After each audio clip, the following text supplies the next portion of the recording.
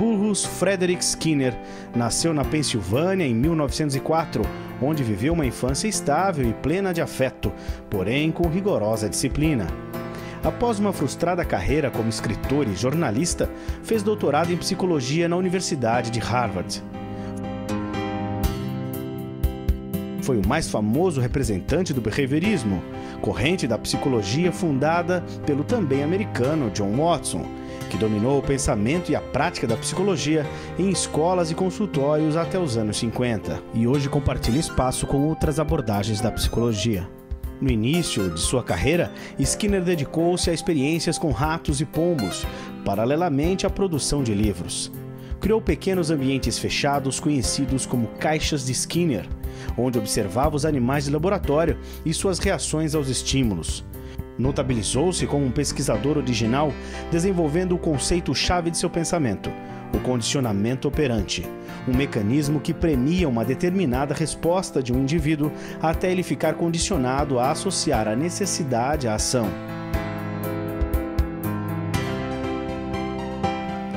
Em relação à educação, Skinner pregou a eficiência do reforço positivo, sendo contrário a punições e esquemas repressivos. Skinner rejeitou noções como a do livre-arbítrio e defendeu que todo comportamento é determinado pelo ambiente, embora a relação do indivíduo com o meio seja de interação e não passiva. Foi autor de trabalhos controversos nos quais defende o uso de técnicas psicológicas para a modificação do comportamento com o intuito de melhorar a sociedade e tornar o homem mais feliz. Faleceu em 1990. Ele, na verdade, traz uma concepção de homem, uma concepção de mundo que quase que inverte com a lógica tradicional da psicologia até o momento em que ele se apresenta. Skinner foi um dos 3 pensadores mais citados do século XX, ao lado de Freud e Piaget. Uma das razões pelas quais ele é bastante citado é porque ele foi bastante mal compreendido. Ele foi muito confundido com Watson, e o Watson já teve um grande impacto porque ele propõe um estudo científico do homem.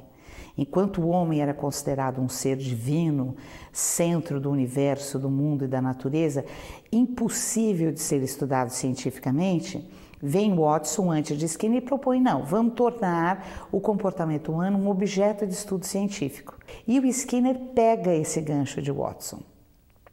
E aí ele é erroneamente confundido com Watson. O grande erro de confusão é que o Watson, ao propor esse estudo científico, ele diz o seguinte, olha, só vou estudar o que é observável. Não me interessa mais nada que não seja observável. Então ele reduziu o homem e ele criou a psicologia SR, Watson, estímulo-resposta. Então aquela imagem de que Skinner propõe um modelo de homem autômato que só reage a estímulos do ambiente, só responde ao ambiente, que é a psicologia SR, não é a proposta de Skinner, é a de Watson. Skinner, ao contrário, parte do objetivo de Watson, que é estudar cientificamente o homem, mas concebe um homem como um ser em constante construção da sua história, um ser único que não reage ao mundo, mas age sobre o mundo, modificando o mundo e sendo por ele modificado. Então, o grande erro, a grande rejeição a Skinner, embora ele seja o psicólogo mais citado do século XX, ele é muito mal compreendido, porque as pessoas, no primeiro momento, o identificam com Watson, com psicologia SR, com a psicologia dos ratos, a psicologia do condicionamento respondente. Então, o homem é condicionado, o homem é como um rato, e não leem todo o resto e esquecem de ver a virada de mesa que Skinner faz em relação ao Watson. Ele diz o homem não é o que o Watson propunha como um ser que reage a estímulos do meio ambiente e só na parte observável. Skinner diz não, o homem modifica, como eu disse, o mundo é por ele modificado e ele é um ser em constante construção, um ser único. Então ele não reage só ao mundo, ele não é um autômato. E ele produz comportamento, ele se comporta, ele atua, modifica e é pelo mundo modificado. Um dos problemas que a gente tem que reconhecer é que ele começou estudando um ser muito querido chamado rato, né? Muito inferior ao ser humano. Mas por quê? Porque ele tinha uma preocupação, e aí, tal como Watson, de fazer um estudo científico do homem, né? E para isso ele usou o raciocínio da analogia. Ele tentou verificar, através de um ser muito inferior, que princípios de comportamento esse ser infra-humano poderia estar sensível, poderia ser demonstrado. E vamos verificar se esses princípios do comportamento demonstrados com um ser pequeno podem ser uma amostra, podem ser um modelo do que ocorre com alguns comportamentos do homem. Então, foi aí que Skinner, seguindo uma tradição de estudos científicos, faz estudos de laboratório com rato, onde ele descobre o princípio do reforçamento positivo.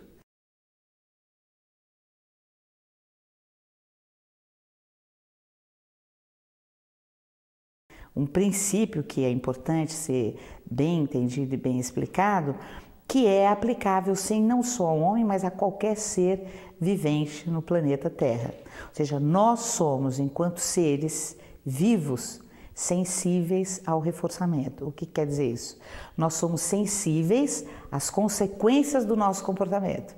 A gente atua, a gente age, e a depender do que ocorre depois da nossa ação, nós voltaremos a agir da forma como fizemos ou não. Então, de onde Skinner tirou isso? Obviamente não foi do rato. Obviamente ele já tinha várias ideias, né, concebidas sobre o homem, só que ele vai e estuda cientificamente e demonstra inúmeros princípios. Isso durante 20 a 30 anos. E aí as pesquisas com seres humanos começaram na carona, né, dessa lógica de estudar cientificamente, e os princípios de reforçamento positivo e inúmeros outros foram igualmente demonstrados com o homem.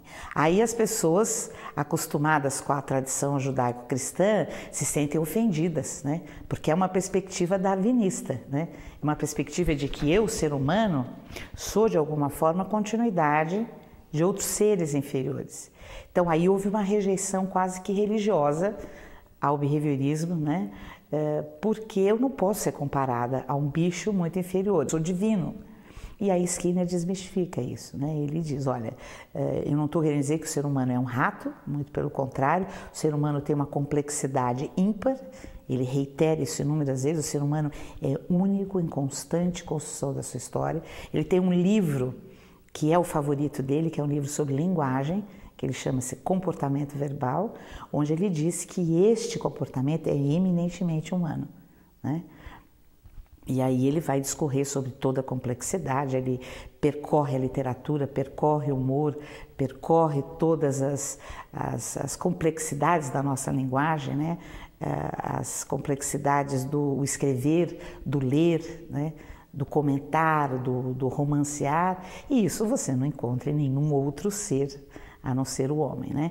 Skinner morreu em 1989, né? Ele publicou sua última obra chamada Questões Recentes do Behaviorismo, onde ele fala de utopia, onde ele fala de amor, onde ele fala de mitologia grega, né? Então, uma obra de um homem, né, que começa em 38 com ratos e termina com linguagem, com amor, com utopia, né, não pode ser reduzida ao que ele publicou em 38. Ao fazer os estudos iniciais, é que é uma diferença de quantidade e não de qualidade, no sentido de que nós não somos um ser alienígena e que tem princípios de comportamento radicalmente diferentes a outros seres. Nós somos sensíveis ao reforçamento positivo, nós somos seres que se adaptam à sua comunidade, ou seja, nós temos uma preocupação com a sobrevivência e por aí vai, né?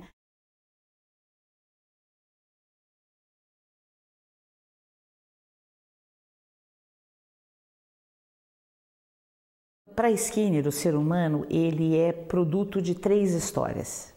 A história filogenética, que é a história da sua espécie. Então, muito do que ele faz é determinado pela filogênese, pela espécie a que ele pertence.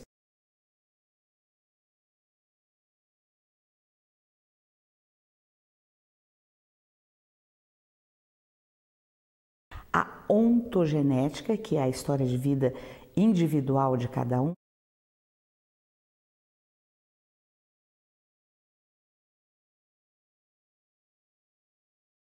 e a cultura.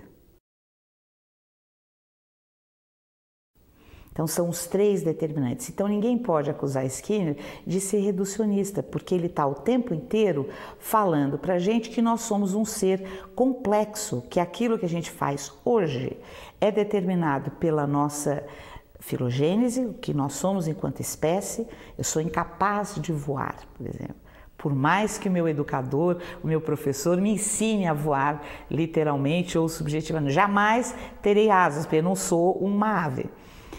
A ontogênese, que é como eu construo a minha vida, as minhas relações com meu pai, com a minha mãe, as minhas relações com os meus professores, as relações com os meus amiguinhos da infância, a minha ontogênese e a cultura.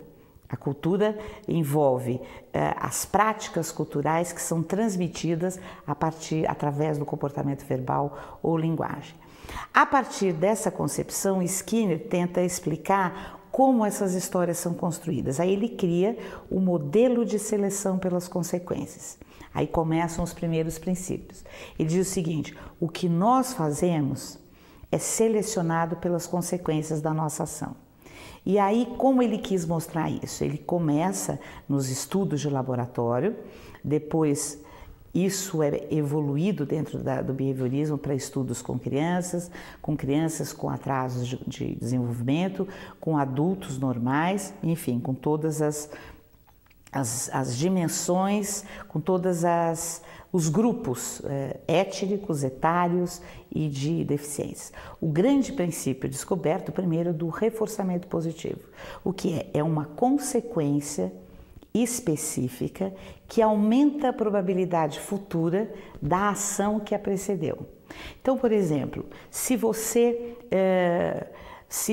pede água para alguém, esta pessoa lhe dá água e você estava privada de água, toma esta água, mata a sua sede, você tenderá no futuro a pedir água de novo para alguém da sua cultura, porque o seu comportamento foi reforçado positivamente, ou seja, ele teve uma consequência que lhe foi de alguma forma agradável, que atendeu às suas necessidades orgânicas, neste caso do exemplo que eu estou te dando, e isto aumenta a probabilidade futura de que você assim se comporte.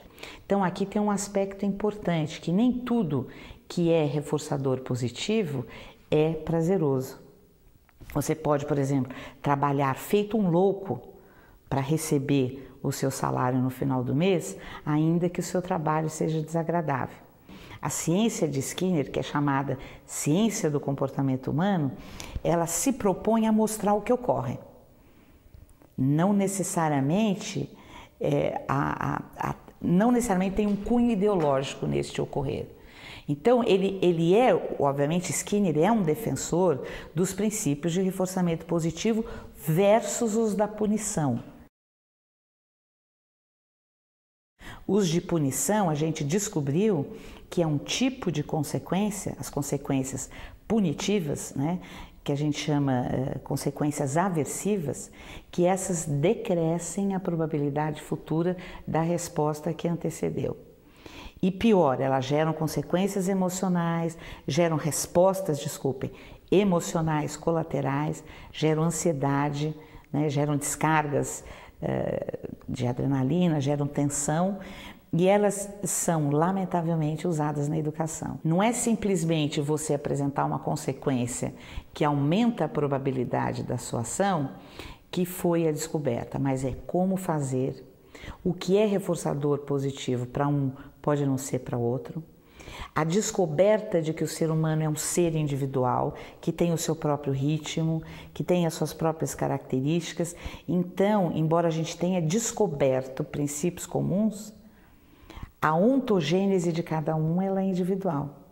Então, por exemplo, você apertar a bochecha de uma criança, dizendo, ai que lindo, você pode estar sob a hipótese de que aquilo é agradável para a criança, que aquilo vai aumentar a probabilidade de que ela se dirija a você ou de que ela se aproxime de você, mas não necessariamente. O que é reforçador positivo para um pode ser aversivo para o outro, pode ser punitivo para o outro. Agora, a grande sacada é essa, que nós somos sensíveis ao reforçamento positivo e é isso que nos move. Dito numa linguagem leiga, né, Skinner descobriu que o homem é movido pela satisfação, pelo prazer, né, e pelas consequências da sua ação. Se elas forem punitivas, ele para de fazer o que está fazendo, até chegar numa supressão, que a gente chama supressão do responder, que é o que nós conhecemos como depressão. No contexto escolar, é o que a gente conhece como evasão escolar. Então, uma criança que nunca mais vai à escola, quando você vai analisar o que aconteceu, ela teve uma trajetória de consequências aversivas e punitivas, que decresceram todo o repertório comportamental dela, a ponto dele chegar a 0 e ela dizer, eu nunca mais quero voltar nessa escola. Uma criança que se mantém indo à escola, que sorri quando está lá, que brinca, que faz perguntas para um professor, isto indica que aquela escola tem no arranjo das suas contingências, que é um termo técnico, o reforçamento positivo ocorrendo ali, né? Então, contingências de reforçamento é uma das lentes do behaviorismo. Eu diria mais, é um instrumental de análise. O behaviorista skinneriano, ao contrário de Watson, ele não olha só para os estímulos e para a resposta. Ele olha para o conjunto de respostas ou de ações, para as consequências que essas ações tiveram, e essas díades, né, o responder e as consequências, elas não ocorrem no vazio, elas ocorrem num contexto. Então, o behaviorista skinneriano, ele olha para o contexto, que são os estímulos antecedentes, para o responder, que é um termo técnico, mas são as ações, né? E para as consequências dessas ações. É o que a gente chama de contingências tríplices.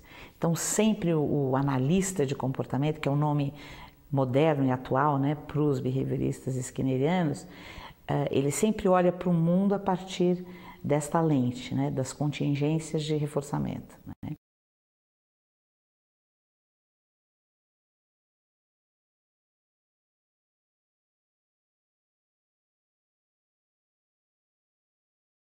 A aprendizagem é o grande foco, né, do behaviorismo skinneriano. Ele tem um grande livro chamado Tecnologia do Ensino, onde ele diz que uma das grandes descobertas da ciência do comportamento foram os princípios de aprendizagem, os princípios de comportamento que podem explicar o aprender. O que ele vai dizer é que, dadas as condições adequadas, todo ser aprende. Não há aluno problema. Não há professor problema, há uma relação professor-aluno, há uma relação entre as condições de ensino, as características do aluno e as consequências arranjadas para esse ensino que estão inadequadas, que são problemáticas. Então, o objeto de estudo de Skinner é relacional. Então, ele vai dizer que o aprender não é o aprender do aluno, é um aprender que está relacionado com as condições de ensino e com o manejo de contingências. Ele define que ensinar é arranjar contingências de reforçamento. Então, o que ele vai dizer? Ele vai dizer que um ser, né, para que ele aprenda a ler, por exemplo, ele vai precisar de condições contextuais, que são as condições facilitadoras para que este ler ocorra e possa ser reforçado positivamente, possa ser incentivado, possa ter consequências naturais. Então, aqui tem um detalhe importantíssimo, que não é um detalhe, é importância, né? É um grande aspecto, que é o seguinte: o ideal do aprender é que o ser aprenda e tenha consequências naturais deste aprender. Então, quando eu recito uma poesia, né, eu aprendi a ler, por exemplo, já sou um alfabetizado, leio uma poesia e tenho um imenso prazer e leio aquela poesia em voz alta e imagino as coisas que eu estou lendo, a gente diz que este ser está emitindo, né, tem uma habilidade, né, cuja consequência é natural. É o prazer da informação, é o prazer de se ouvir, né, são as relações entre as palavras, as relações com as histórias da sua vida, é o que se chama de consequências naturais. E o ideal da educação é que você ensine habilidades cujas consequências sejam naturais, porque a hora em que as consequências naturais ocorrerem e forem positivas, elas se encarregarão de naturalmente manter aquele comportamento. E como que o professor faz isso? Então essa é a grande contribuição. Ele faz, né, como professor, propicia condições facilitadoras para o aprender, né, fornecendo, né, arranjos de ensino. Então, uma das descobertas de Skinner foi a modelagem. Modelagem, o que é? São aproximações sucessivas ao comportamento final desejado. Muito bem, eu quero que uma criança leia uma poesia, né, de Carlos Drummond de Andrade, sem silabar, com compreensão e com prazer. Esse é o meu objetivo final. Mas para que eu comece isso, né, o que é que eu preciso fazer? Então, arranjar os estímulos, que são os códigos arbitrários da língua, as letras, as sílabas, as sentenças, as frases, de um modo gradual, para que diante de cada etapa o responder possa ocorrer sem grandes dificuldades, porque tem pesquisas mostrando na nossa área que o aprendizado pelo ensaio e erro é extremamente aversivo.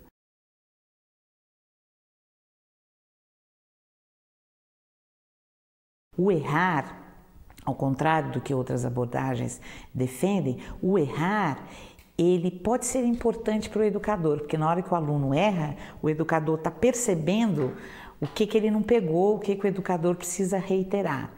Mas para o aluno, para o aprendiz, o errar é extremamente punitivo, é extremamente aversivo. E um ensino com muitos erros, com muita tentativa e erro, um ensino de alta complexidade, ele gera consequências aversivas. E ao gerar consequências aversivas, diminui a probabilidade das respostas. Então, ao contrário do que a escola clássica pregava, né? A escola clássica em termos, porque há muitas escolas hoje de São Paulo que você entra na escola, está escrito assim, é pelo caminho das pedras que se atinge o estrelato. Então, de novo, a nossa tradição judaico-cristã valoriza o sacrifício, valoriza a dor, valoriza a penalidade como uma coisa que tem mérito. E Skinner inverte todo esse raciocínio. Ele diz, o aprender tem que ser suave, gostoso, agradável e gradual.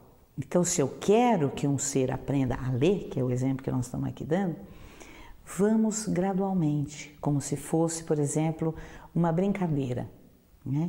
Uma criança que é o ser que tem condições de começar a ler, em torno dos seus 5, 6 anos hoje em dia, né? Na hora em que ele está se expondo aos códigos arbitrários da língua, o que eu tenho que levar em conta? Que aquele código arbitrário, aquela letra A, que só tem sentido para mim, para você que somos alfabetizados, mas não para aquela criança, qual é a função disso na vida dela? Na hora em que ela decifrar aquele código, ela vai ter acesso a inúmeras informações que ela não tem hoje. Então, é relevante para ela? Essa é uma das grandes perguntas que o behaviorista faz. O que eu quero ensinar é relevante para o meu aluno? Se sim, é relevante para a cultura? É relevante para que ele sobreviva? Então, vamos lá. Qual a forma de fazer? Gradual, que obtenha sempre consequências naturais e reforçadoras positivas. O que tecnicamente tem sido descoberto? Que há alguns caminhos que são mais fáceis que outros. Há alguns caminhos que produzem consequências reforçadoras positivas, alguns caminhos que produzem a punição. E um dos caminhos que produzem as consequências reforçadoras positivas é ir gradual. Aí você vai me perguntar, quão gradual? Como que eu defino a rapidez do meu ensino, o ritmo? Quem define é o aluno. Você propõe para ele uma atividade inicial, né? Experimenta. Skinner tem uma grande frase que é o seguinte, nunca tenha verdades eternas, experimente sempre. Isso é uma frase famosa dele, né? Então ele era um cara extremamente aberto, né, às verdades descobertas pelo experimentar. O que não pode, e aí eu preciso fazer um parênteses, é você conceber que este aprender depende única e exclusivamente do ser que aprende e que depende única e exclusivamente de uma estrutura de mente.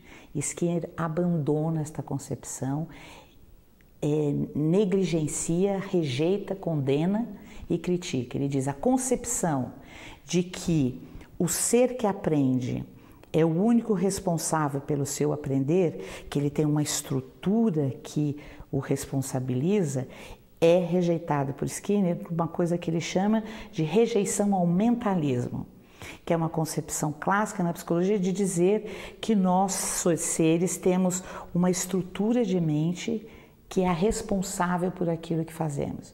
Skinner vai inverter essa concepção, ele vai dizer: não, somos um ser que tem uma filogênese, então a gente tem um cérebro, a gente tem uma bioquímica, a gente tem um organismo.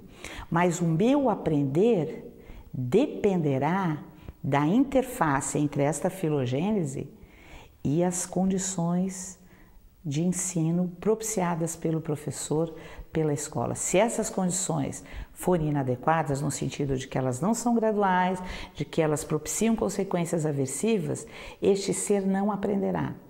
E não aprenderá não porque ele seja incapaz, mas porque as condições são inadequadas. Então a avaliação, ela assumiu um caráter na nossa escola eminentemente punitivo. E para o analista de comportamento, para Skinner, avaliar o aluno significa só verificar se aquilo que eu penso que eu ensinei de fato. Então, é simplesmente isto. É mais uma etapa e na concepção do ser que aprende, naquela concepção de que o ser que aprende é um ser único, em constante construção do seu aprender, né? Eu até brinco que Skinner é construtivista nesse aspecto, né? Porque ele entende que nós estamos o tempo inteiro construindo os nossos repertórios, né? Ad infinitum. Como o ser é único e constante construção do seu aprender e os ritmos são individuais, né? Esta avaliação ela deveria ser contínua, porque você pode aprender num ritmo diferente do que eu. Quem diz que o aprender se dá em anos? Que eu tenho um ano para aprender a ler, aprender as operações fundamentais da matemática. Isso que estabeleceu foram códigos arbitrários das culturas, né? O Skinner, junto com o professor Fred Keller, eles criaram, a partir dos princípios comportamentais, o ensino individualizado. Aliás, Skinner foi um dos precursores do computador na educação, porque o ensino individualizado ele pode ser favorecido pelo computador. Então, quando você acompanha individualmente o seu aluno, quando você tem condições de vê-lo aprender passo a passo, a avaliação é praticamente natural, porque você está ali trabalhando, arranjando as condições de sala de aula, você propõe atividades em que você dá o feedback, você corrige, isso não é avaliação, você está ali no calor do ensino e logo em seguida você dá uma situação para ele, análoga à que você trabalhou e mede o desempenho dele sem necessariamente ter a sua correção, o seu feedback imediato. Então a avaliação nada mais é para o behaviorismo do que uma etapa do processo de ensinar e de aprender, onde você verifica do modo mais natural possível, do modo menos aversivo possível, se aquilo que você acha que ensinou de fato o aluno aprendeu. A palavra escola, a origem do termo é lugar onde se conversa. Então ele diz o seguinte: as escolas do futuro serão muito diferentes do que elas são hoje. Ao invés de lugares cinzentos, sombrios, né, elas serão lugares agradáveis, lugares que têm um cheiro bom, lugares que têm coisas bonitas, como lojas agradáveis no shopping ou como lugares bonitos que a gente visita. Serão lugares onde as pessoas não serão avaliadas, porque as pessoas não gostam de conversar quando estão sendo avaliadas. Então ele retira da educação aquela avaliação com conotação aversiva e com a conotação de que sou eu que estou julgando você. Ele retira todo esse status de onipotência da avaliação, como sendo um direito do professor e um recurso de poder, né? Retira isso e coloca a avaliação como um momento técnico, que eu posso ou não precisar de uma forma mais formal. Se eu tiver uma condição de ensino e uma infraestrutura onde eu possa acompanhar o meu aluno individualmente, seja com a ajuda de monitores, seja com a ajuda de computadores, a avaliação será um momento natural onde a diferença entre ela e o ensino é simplesmente a diferença da minha presença como professor, corrigindo e dando um feedback imediato. A avaliação é um momento onde o aluno se comporta sozinho, sem o meu feedback imediato, né? O meu feedback vai ser depois para dizer para ele, olha, você acertou, você errou. Enquanto eu estou ensinando, né, a cada comportamento dele, eu digo, olha, não é assim, é desta forma, então eu estou corrigindo e modelando. A avaliação é o momento onde eu retiro isso para testar como ele é sozinho, né? É só isso, é mais uma etapa, né? Na questão da avaliação, essa retirada do aspecto punitivo é porque a punição gera respostas emocionais colaterais extremamente malévolas ao homem, né? A resposta de ansiedade, de apreensão, de fobia, de pânico, que são incompatíveis com o aprender. O aprender tem que ser numa atmosfera extremamente agradável, como esse estúdio que a gente está aqui agora, gostoso, cheio de plantas, cheiro gostosos, atividades envolventes, né? Então, a avaliação, ela perde na análise do comportamento aquele caráter ideológico de poder e o professor, ao avaliar, ele avalia o todo. Então, se ele perceber, por exemplo, né, nós temos um problema quando a gente diz isso, né, que a gente não avalia só o observável. O problema que a gente tem é como eu vou medir, qual é o meu acesso. Como professor, diante de 20 alunos, de 30, de 40, é difícil eu perceber, por exemplo, que o meu aluno, o Alfredo, por exemplo, os pais se separaram ontem e ele estava chorando durante a avaliação. Se eu tenho menos alunos e se eu acompanho e vejo que o Alfredo era sempre sorridente e que justamente no dia em que eu ponho ele numa situação de teste, eu vejo ele tenso, choroso, e na hora em que eu vou perguntar, ou na hora em que eu tenho outros dados, eu percebo que ele está no momento de crise, obviamente eu levo em conta todos esses aspectos que eu tive algum recurso observável, né? Eu tive as 2 lágrimas caindo, eu tive algumas dicas de tensão dele, então a gente sempre precisa do observável. Mas o analista de comportamento não se atém a ele. Ele estuda o que a gente chama de eventos encobertos, que são os pensamentos, as próprias emoções que ocorrem juntos. Então, o analista de comportamento está sempre atento. Um analista pergunta para um aprendiz, você errou essa questão, não errou? A gente viu, eu avaliei.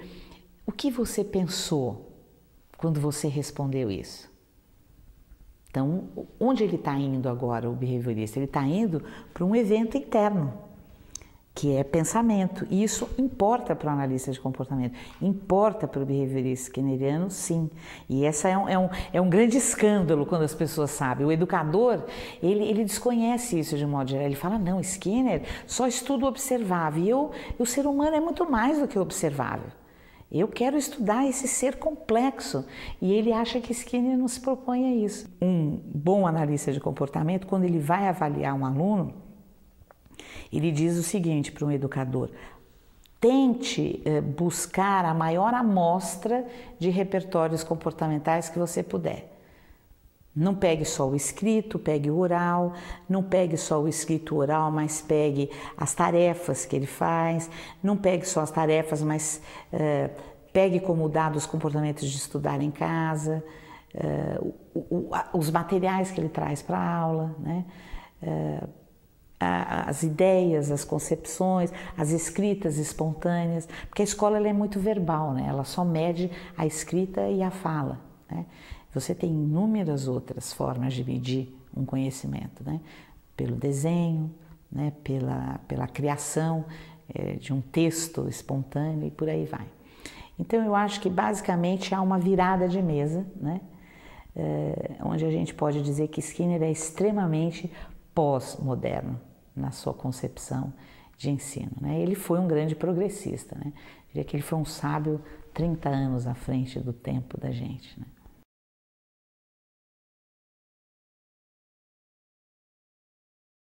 Uma das grandes contribuições de Skinner, e aí junto com o seu grande companheiro Fred Keller, foi a proposta de que as melhores condições de ensino são aquelas que respeitam o ritmo individual do aluno, que é o chamado sistema individualizado, né?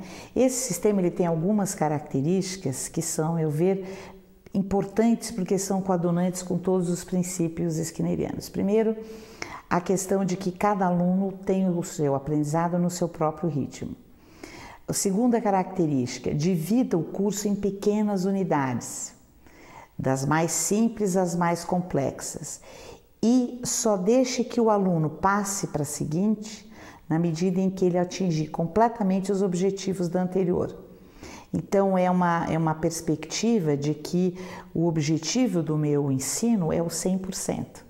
Se o aluno ainda não atingiu o objetivo, não tem por que ele passar adiante, né? E essa passagem ela é natural. Atingiu 100% na pequena primeira unidade, ele passa para a seguinte. Então, divida o seu curso em pequenas unidades, o aluno passa para a seguinte só na hora em que atinge os critérios da anterior. A questão da nota. Se o aluno passou, ele tem 10. Então, um princípio que está por trás é dê nota 10 a todos os seus alunos, porque o seu objetivo como professor, diz o ensino idealizado, não é separar o joio do trigo ou classificar as pessoas, mas é ensinar, ou você ensinou ou não ensinou, né? Você não ensinou um pouco, se ensinou um pouco, então é porque ele ainda não atingiu o objetivo, então ele fica lá. Então dê nota 10 a todos os seus alunos, né? Uma outra característica, diga aos alunos o que você espera deles. Então, os objetivos educacionais, uma perspectiva do ensino idealizado, não são apenas para o professor. Não é uma coisa escondida que só o professor sabe, só o diretor da escola sabe. O objetivo não é uma coisa que tem uma importância administrativa, ele tem uma importância didático-pedagógica e educacional. O aluno sabe o que se espera dele, né? Então, não fica uma caixinha de surpresas o ensino. Uma outra concepção do ensino individualizado, o mito da aula expositiva. A aula expositiva é uma das piores condições de ensino. É uma situação em que o professor se expõe, é um show, é uma palestra, mas você não tem a menor garantia que seus alunos estão aprendendo enquanto você está falando. Então é incrível, né? Porque é uma das piores condições de ensino. A gente já fez várias pesquisas mostrando que a situação de grupo, a situação de programas individualizados via computador ou via livros ensinam muito mais do que um professor falando. Então, uma das concepções do ensino individualizado, dê aulas expositivas de vez em quando. E nem exija frequência. Seus alunos podem optar por se preparar melhor para uma outra atividade. Então, dê aula expositiva, mas não espera, divirta-se, mas não espere uma grande plateia. Então, isso é uma inversão total com o que a gente tem de concepção de escola, que é aquele professor num tablado falando para 30, 40 alunos a maior parte do tempo. Na concepção de ensino individualizado, o aluno trabalha a maior parte do tempo num material cuidadosamente planejado por um professor que gastou inúmeras horas programando aquilo. Ao contrário daquele professor que rapidamente prepara o seu roteirinho, vai lá dar um show de 50 minutos, né?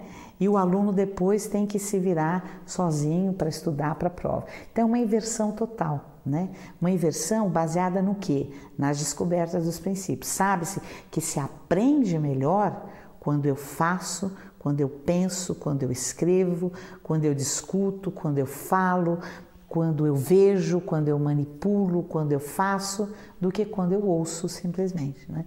Então, no ensino individualizado, as aulas expositivas são raras, mas a gente sabe que o aluno gosta de ouvir o professor. A gente sabe que ele precisa desse momento. O professor é um maestro. Então, uma outra característica do ensino individualizado: esteja sempre disponível, sempre, em todos os dias das suas aulas, esteja ali. Você e seus monitores, porque eles podem precisar de você. Então, o ensino individualizado, ele requer um material escrito, planejado. Ele requer situações de aplicação, requer situações planejadas com muito cuidado.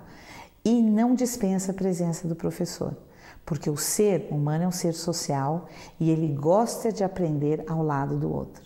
E gosta de aprender ao lado daquele que está preparado para ensinar, né? Então, esse ensino individualizado, ele foi criado na década de 70, né, baseado nos princípios. Ele teve um boom, foi aplicado no mundo todo. Hoje no Brasil a gente tem algumas universidades revivendo, a gente tem algumas adaptações desse ensino no ensino à distância. Os computadores são os grandes aliados da viabilidade deste ensino. Mas há um grande perigo, né?